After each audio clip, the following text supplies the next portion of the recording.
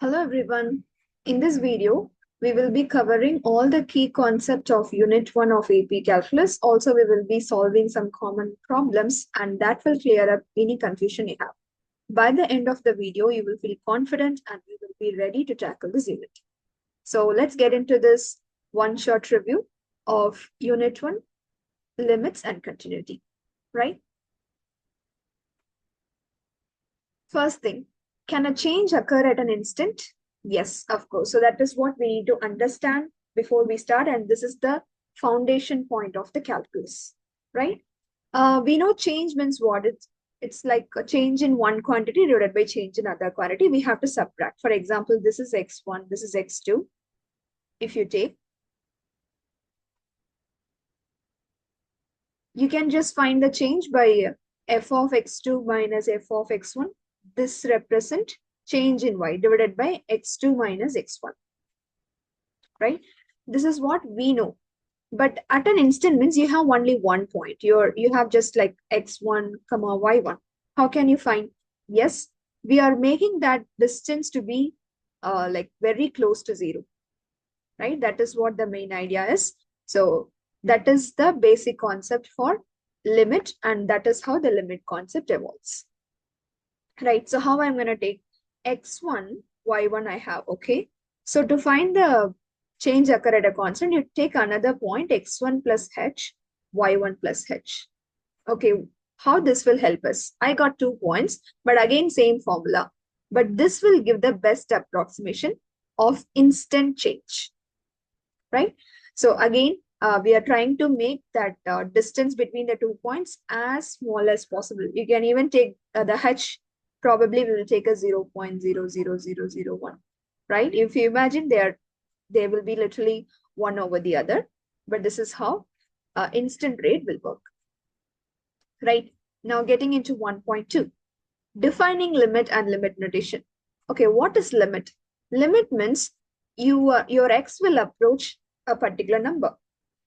When x approaches this number, what your f of x approach? It will also approach a number or it might not. So this is the concept.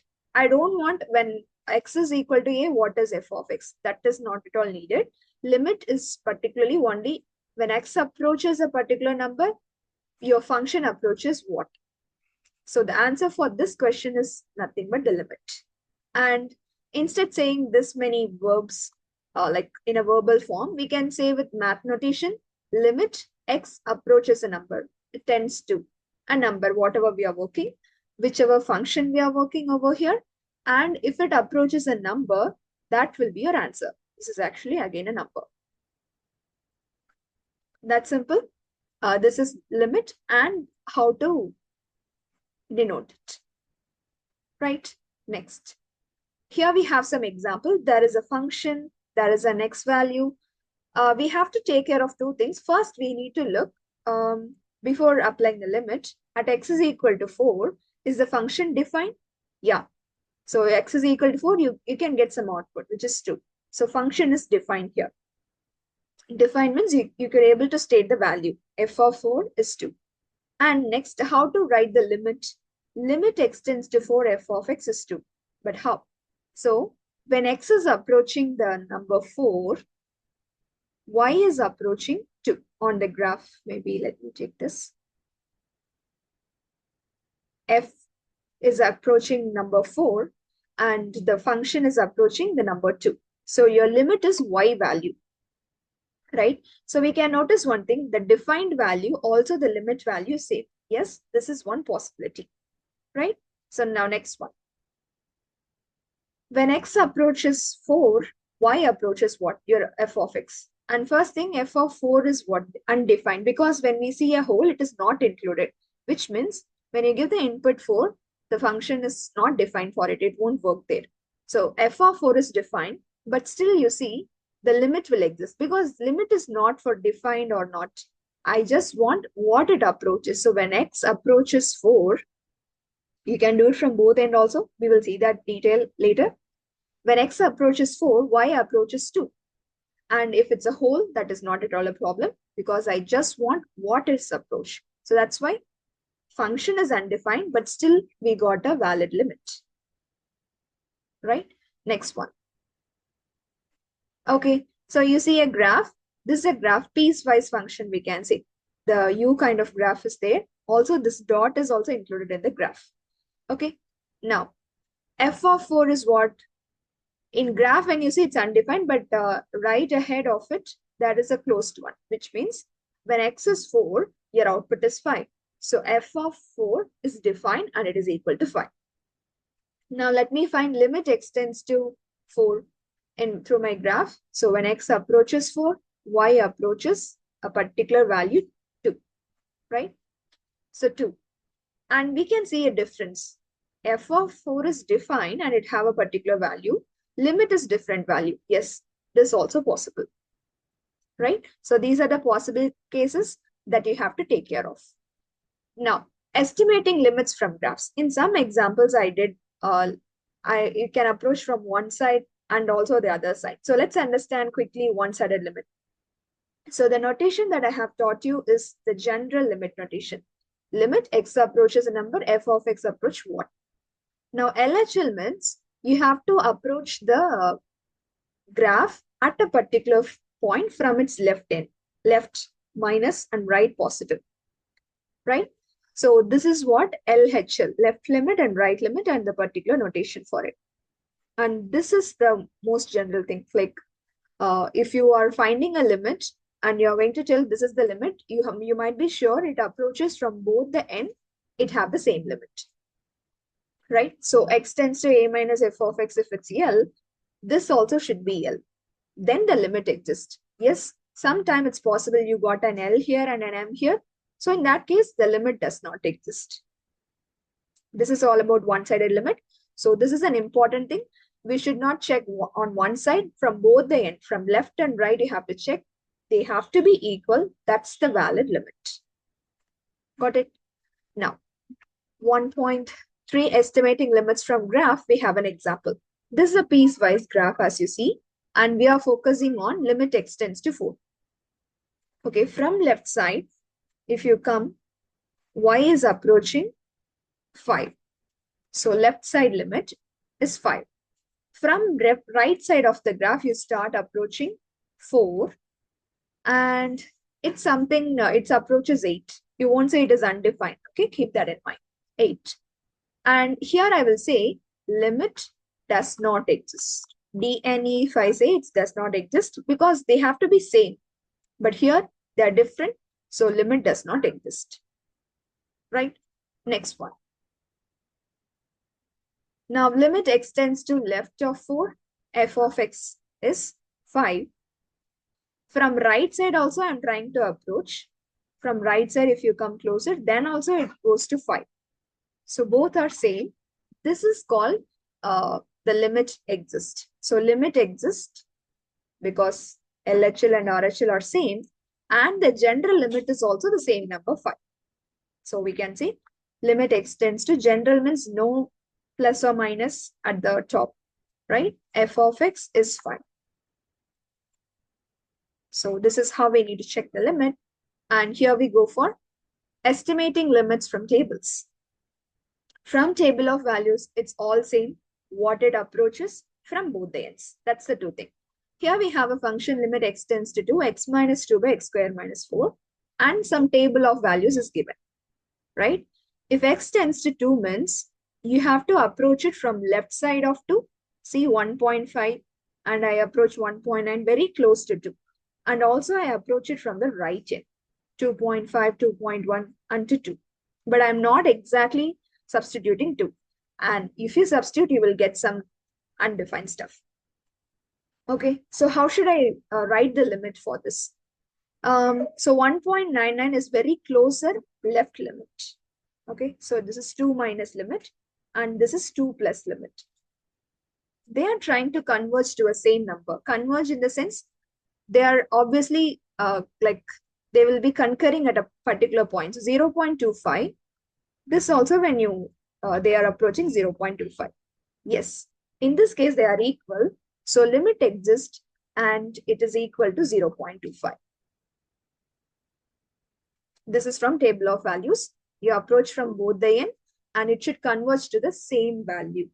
And if you change this point more and more, like 1 point, you just do 10 lines after that, you will get a better estimate of this, right? And that's simple. Estimate limits from tables.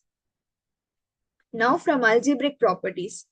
Algebraic thing is like limit extends to a of a function is defined. It is given to you as an L. And another function, limit extends to a is M. Then you can apply a lot of properties like this. For the sum of the function, if you apply the limit, the answer will be just the sum of the limit values. We don't want to again like simplify the function and apply the limit. That is not needed. Same for difference of two function also. You just subtract the limits over there. And one more careful thing. So this is extends to A, this is extends to A. You can use only if it's extends to A. Okay, so given this extends to A and you got B means we can't apply. Right? It's just like sum and difference. You can just add and subtract the limits. Same in multiplication and division also. Product of two functions. If you want to apply for the entire product, you just product the limits. Like this is applied to this, also this, and it's just a product of the limit values. Same for quotient also. For quotient, the limit, this should not be 0. Limit extends to A, g of x should not be 0. That's the only condition. And one more important is, if it's not a function, just a number, if you apply the limit, the same number will be the limit answer. And this is k times f of x. You can take the k out and limit extends to f of x is L. Right? And here we go. Limit of composite function. For example, this is composite, right? F of g of x. When you apply the limit f of g of x will be f of L. Here we have a condition, f should be continuous at L. And g, it's not a necessary condition. It can be or it cannot be. So f of g of x, it is just f of L. Right? F of x is L and g of x is M. So first you will apply g, right? So, and we got an L and f of L. That's simple, limit of a composite. So these are algebraic properties we can apply. And here I have given like all together. Limit extends to 4x x minus 1 divided by, this means multiply, root x plus 2 plus sine pi over x. So first thing, 4x, you can take the 4 and apply the limit inside this. Okay, so let it be x square. And limit extends to 2, x minus 1. I apply limit like how we take, you can just apply it for every part. So this help, actually this is from the algebraic properties. It's perfectly okay. You can apply it. And root x plus 2 plus limit extends to sine pi by 6. And you can't take the limit inside the root. That property we haven't learned, right? So you don't do that. And here we go.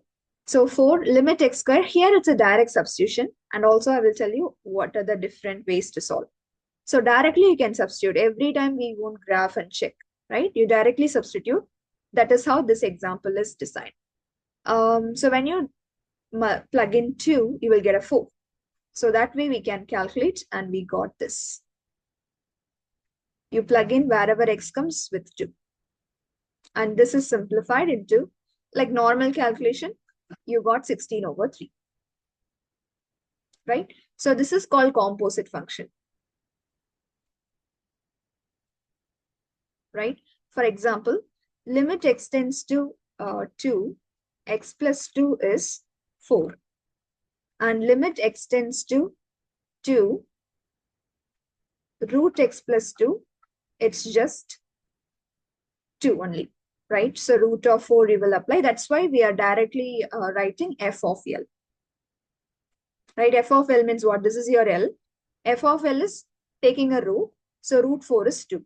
This is how the composite will work, but direct substitution, that will help us, right? And that's an example. And 1.6. Determining limits using algebraic manipulation. First ever try, you will directly try to substitute.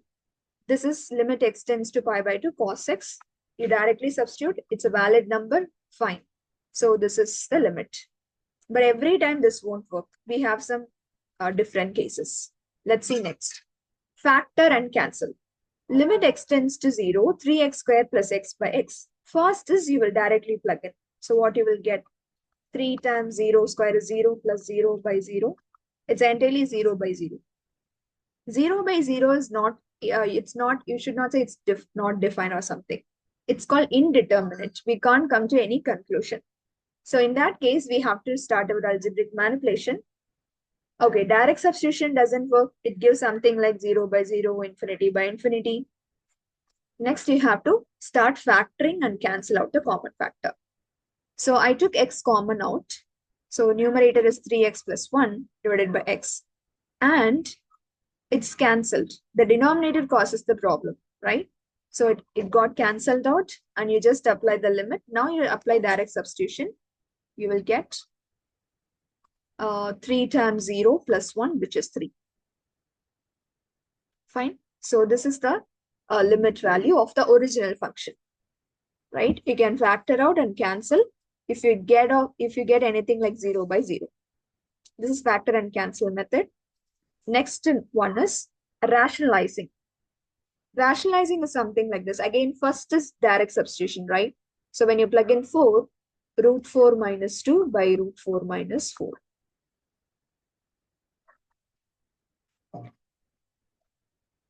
Right, this is not root. 4 minus 4. So you got 2 minus 2 by 4 minus 4, 0 by 0. If you get 1 by 0, you can say it's undefined. That is okay. But 0 by 0, indeterminate form, we should not write the answer. The limit does not exist, all those stuff. So next is, here, if you try to factorize it out, I think it's not possible. So we are trying conjugate method. What is conjugate? A plus B, you have an expression, then A minus B. So just change one of the sign of the term. So root x minus 2 by x minus 4, and you focus on the radical stuff. That conjugate I will take. The root x minus 2, root x plus 2 is the conjugate. Multiply, also divide. That's the next step. And next. Root x minus 2 into root x plus 2 is just x minus 4. And x minus 4 into root x plus 2. Now, you should try to cancel in this step after simplifying. Yes, there will be something able to cancel out. So we cancelled it. And we end up with just limit x tends to 4, 1 by root x plus 2. Now you apply direct substitution. It perfectly works. And direct plug-in will give you 1 by 4. Right? So, so by practicing, we will get to know what to apply, which part we need to take care of, conjugate, all those stuff. Now into the complex fractions like this. 1 by x minus 1 by x plus 1. Where is the complexity? In the numerator. So take the numerator and work it separately to avoid any confusion. So just cross multiplying is enough. X plus 1 minus x by x into x plus 1. Try to simplify as much as possible. So x plus 1 minus x will get cancelled. 1 over x into x plus n. After this, I can't simplify. So now you get into the problem. In place of this, you can use the simplified version and start applying the limit. 1 by x into x plus 1 into this x I have written as 1 by x. Divide x, it's nothing but. Anything can be cancelled? No. So you just combine the function, or our algebraic properties say you can directly apply the limit to this, also limit to this. Anything is fine. Yeah, let's go here. Okay, I have simplified here x square into x plus 1, and you start applying the 0. So it is 1 by 0 square is 0, 0 plus 1, whatever. It's 1 by 0. So 1 by 0 means it's undefined, infinity. It is approaching infinity. This is valid. So don't think, oh, it's infinity. Should we do some other manipulation? No, we don't want to do that. So infinity is a valid limit. Got it? Now, these are the techniques. And next is a theorem, a very important theorem. And the first theorem that we are learning in APBC. Determining limits using squeeze theorem. So this is generally based, sometimes we'll say it's a sandwich theorem also. So we will deal with 3 functions, g of x, f of x, and h of x. This is what you need, and they should be something like this. Like f of x is sandwiched between g of x and h of x. Right? And also we need the condition limit extends to a g of x is L. H of x is also L. There should not be no difference in the boundary functions when you apply the limit.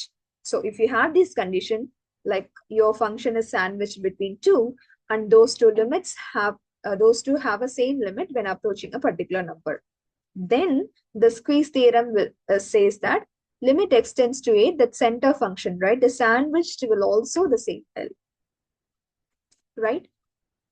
So three condition and one conclusion. Got it? So let's see how to apply this. Limit x square x tends to 0, x square into sine 1 by x. Whatever comes up, first thing is direct substitution. 0 square into sine 1 over 0, which is sine infinity. Something I can't, what is sine infinity?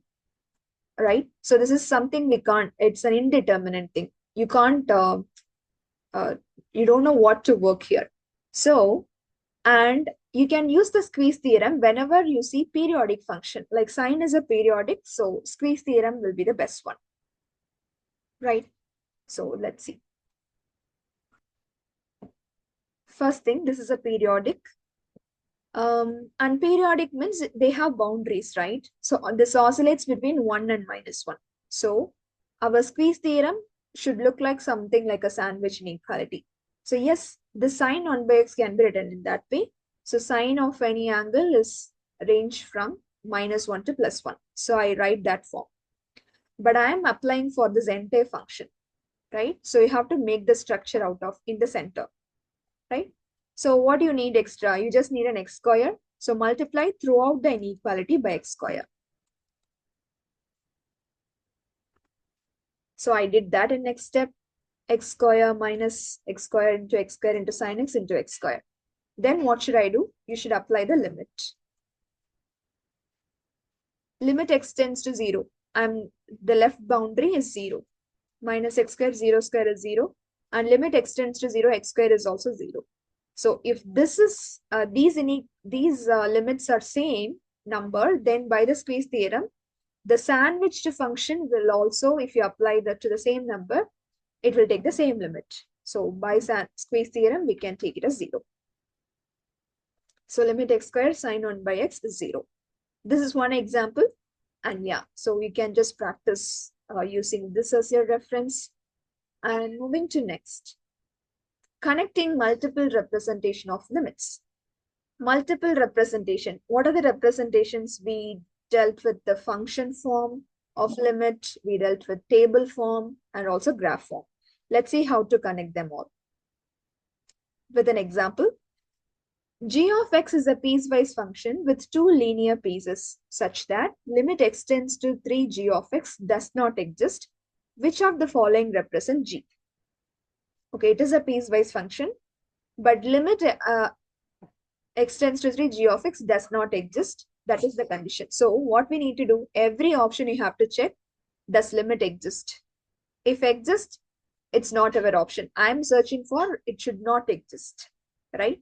So let's go. So for f of x, limit x tends to 3, and make sure you have to check both the limit. For option A, limit x tends to 3 minus left side. This is the left side.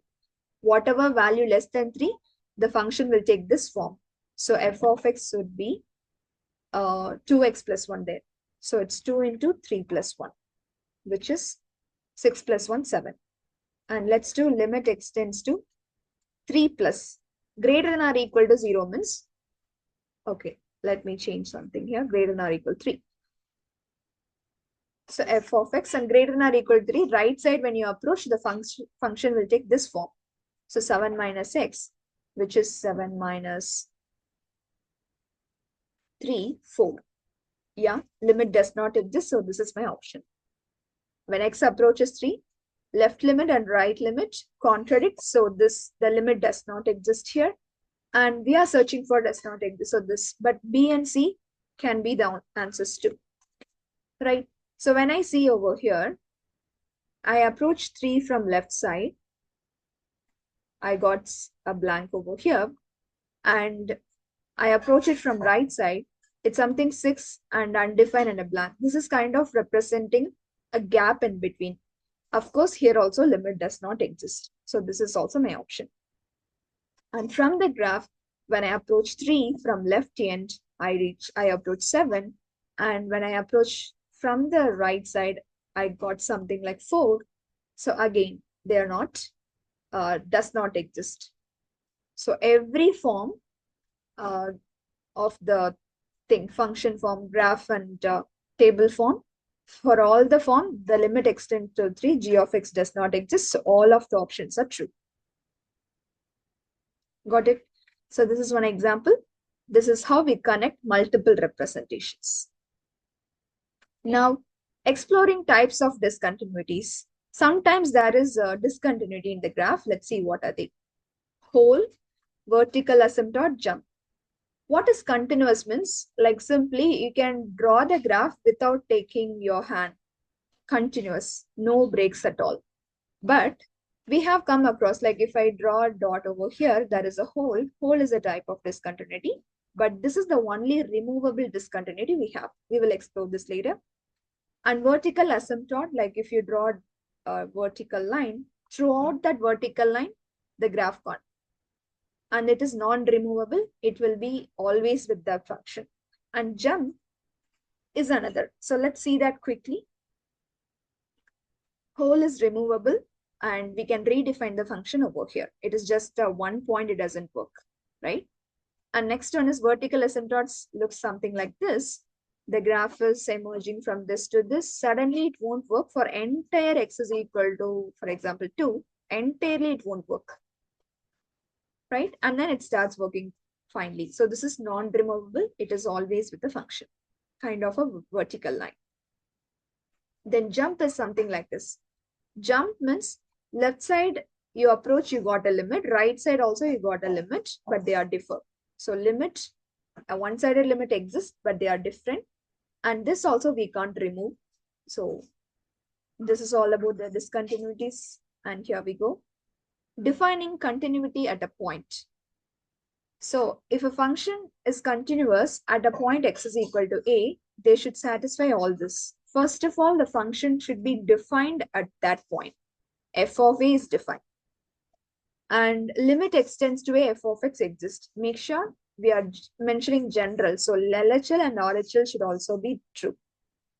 And that existing limit should be equal to the defined value of the function f of a. If all three satisfy, then it is continuous. If any one fails, it's not continuous. There is some kind of break over there, like a discontinuity over there. Right? This is a simple 3 condition. And let's do this. Here a piecewise function is given. We need to check whether it is continuous at x is equal to 1. So first thing, is it defined? Yes. At x is equal to 1, if you give the input as x is 1, you will get 3. So which is defined. That first condition is okay. And next, limit extends to 1, f of x. Limit extends to 1, x plus 1 equal 1 plus 1, which is 2.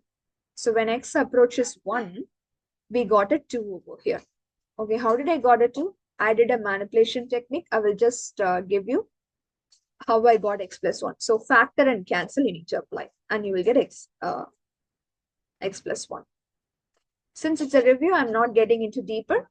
I hope you can easily get this. Now, but what I need, the third condition is that limit exists should be equal to the defined value. The defined value is 3, but the limit is approaching 2. The third condition is not satisfied. So we can say this is not continuous at x is equal to 1. Not continuous. And 1.12, confirming continuity over an interval. Okay, 1 point means we have 3 checks. But if they give an interval, check in the 1, 3 interval, like 1, 3 have a lot of points. How should I check it? Let's see. So first you check the domain in the given interval, and limit should exist in every point on the interval. Limit should be equal to the function value of the respective x. Okay, but we are not going to check everything. Using the function properties and its key features, we will just summarize the points, 3 points over here. This is the best example I can give you. Determine if f of x is continuous in the interval 1, 3. Throughout the interval, first, x square is defined for all x less than 2. So 1, 3, less than 2 values also come in this, right? Okay. And also 3x minus 1 is also defined. Why I'm telling it is defined? First thing is you should check whether it is defined. X square is basic parabola, 3x minus 1. They are perfect function. We don't have any like conditions that they won't go undefined. So this is the key properties that we know about the graphs. They are defined. I'm not checking and all. So it's exactly defined over there. Then what is the check? Limit extends to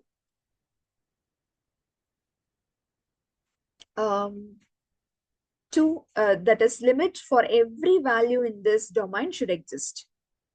For that, we need to do the graphing. So we just do the graph, and limit extends to 2 is 4, limit extends to 2 plus is 5. So limit does not exist. I just check a random point and we got something like this. But why I picked this 2? Because the piecewise function have this as its key point. So focus on that. And because that is a break of the function, right? So we need to check over there. So that's why we applied limit exists. With or without graphing you can do, but this is the graphical form. So to the left of the limit, you take the left less than 2 function x square. So I applied x square here. And here I applied 3x plus 1. This is how the function differ in piecewise and they are not equal. So limit does not exist. This is not continuous. And this is the reason. That is a jump. Got it? That is how we will solve with the continuity over an interval and removing discontinuities. Yeah, how to remove the discontinuities? We have only one, and how to remove that and redefine. Removable discontinuity limit exists, but it is not equal to f of a. That is the defined point of the graph. Right, let's see how to remove that and redefine. This my function, and first you have to check for x value of the whole. Direct plugin will give you 0 by 0. So factor and cancel. One factor got cancelled. That whichever factor got cancelled out, that is your whole. X minus 1 is the factor that cancelled out. That is your whole and equate to 0 to get the x value.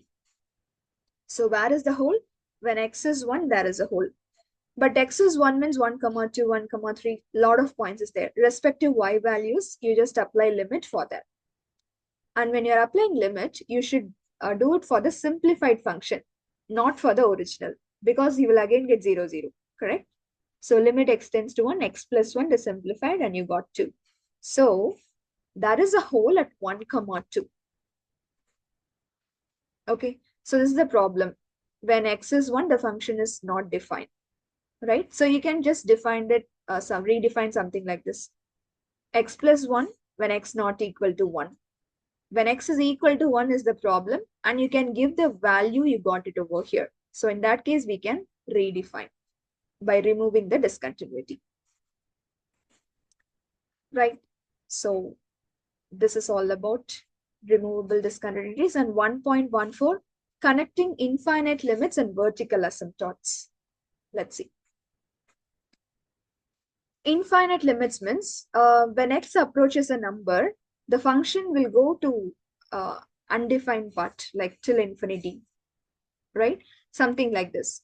So, or limit extends right side or left side, whatever, minus infinity, either it will approach a positive infinity or it will approach negative infinity when it approaches a particular number, right? So f of x is not defined, but approaches infinity. So this will result in vertical asymptotes, right? I will approach a number, but function approach infinity. This will result in vertical asymptotes. So this is a connection between asymptote and limits, infinite limits. Here is an example. Limit extends to f of x, and f of x is 1 by x minus 2. How to apply left limit and right limit? You just take a very close point to the left of 2, 1.999. You will get a very big number in negative. For example, you might get a negative 1000 here. when you simplify this. But what if I make it's 1.999, like 100 nines? It will be a very bigger number. So algebraically, you can manipulate it this way. So it's approaching negative infinity. And right side, you plug in and value, you will get a very big number. And you can just increase this 2.00, like a lot of zeros and 1. You will get a very big number. So which says it approaches infinity.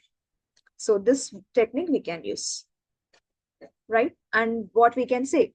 So when I approach 2 from one end, it goes to infinity, and other end also it goes infinity. So we call it as vertical asymptote. So x is equal to 2. That is a discontinuity, which is a vertical asymptote.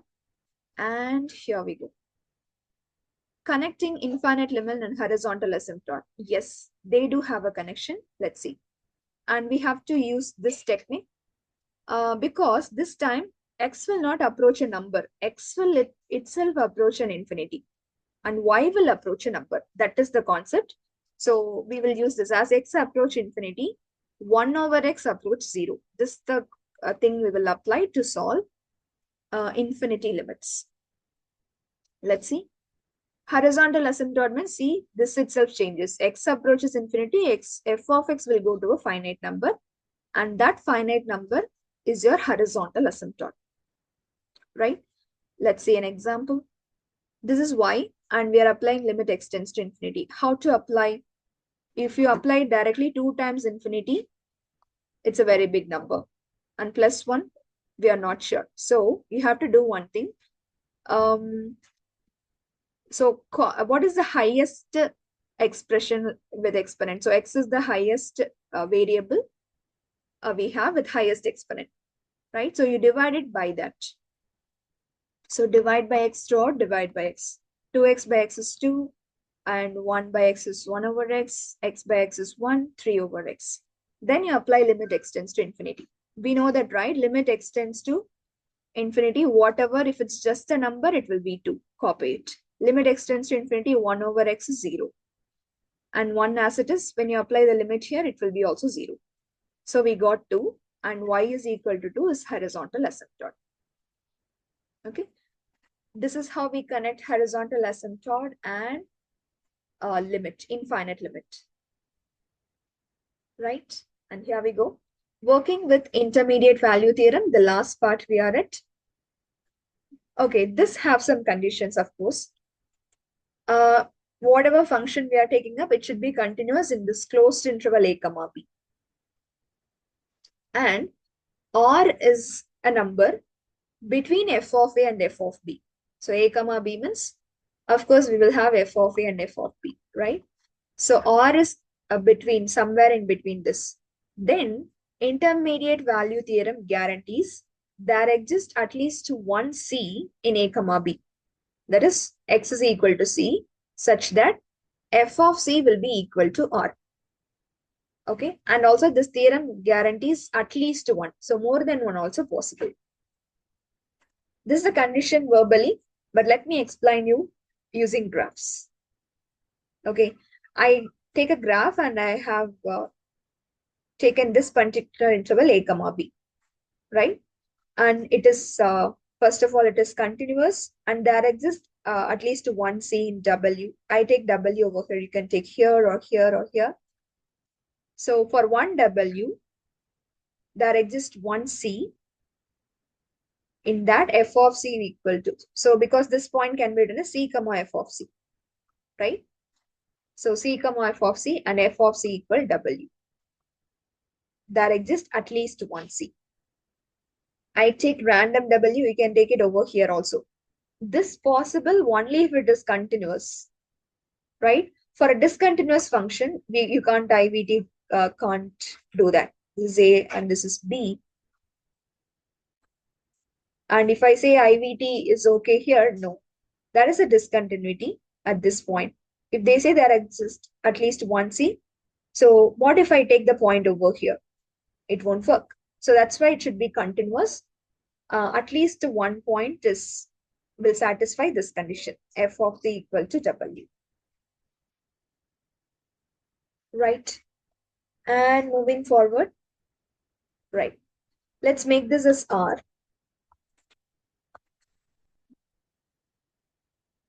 More than 2. So I have taken a graph like this, and this is my R. Let me check how many C's for this R. Many C's, C1, C2, C2. These are all equal to f of that particular point and equal to R itself. More than one C is also possible. So that's it. We come to the key takeaway section. So what we learned and what we reviewed exactly is limit is something which describes the behavior of a function toward a specific value. We are just finding what it approach. It's not necessary the function value itself to be. Not necessary. Okay. On finite limit, the limit exists and equal to a specific number. Always check both end of the limits and they have to be equal. Then only limit exists. And it's equal to a particular number. Infinite limit, x will approach a number, function will go like to plus infinity or minus infinity. That's what, increase or decrease without bound. Like, and limits at infinity, when x approaches plus or minus infinity, what f of x approaches, that number is your horizontal asymptote. And techniques to solve these: direct substitution, first check, then factor and cancel, rationalization, complex fractions. So we have to, by practicing, we will get to know, and also we will be speed up with the solving part. Now continuity, have three conditions to check a continuity at a point. F of A should be defined, limit at that point should exist, and last condition is important, that limit exists should be equal to the defined point. So if all satisfied, the function is continuous. And type of discontinuities, there is only one removable discontinuities, which is hole in the graph, and we can redefine the function over here, and it is just nothing but factor and cancel. The cancelled out factor will be the hole, and jump will be left limit, right limit will exist, but they will be different. That's a jump. Vertical asymptote means the f of x, when x approaches a number, f of x will go unbound, like plus or minus infinity. So these are the discontinuities. And strategies for exam problems. Don't forget to check one-sided limits. So, and then simplify function before applying rules. Then use graphic analytical approaches and algebraic manipulation for limits, also for continuity checks. For continuity, most of the time, try to visualize the graphical part. That will give us a better answer. And that's it. So with this, we have come to the conclusion of the video. I hope this one-shot review might be helpful. So we will be meeting in next video with yet another unit review. Until then, keep learning, keep practicing. Thank you for watching.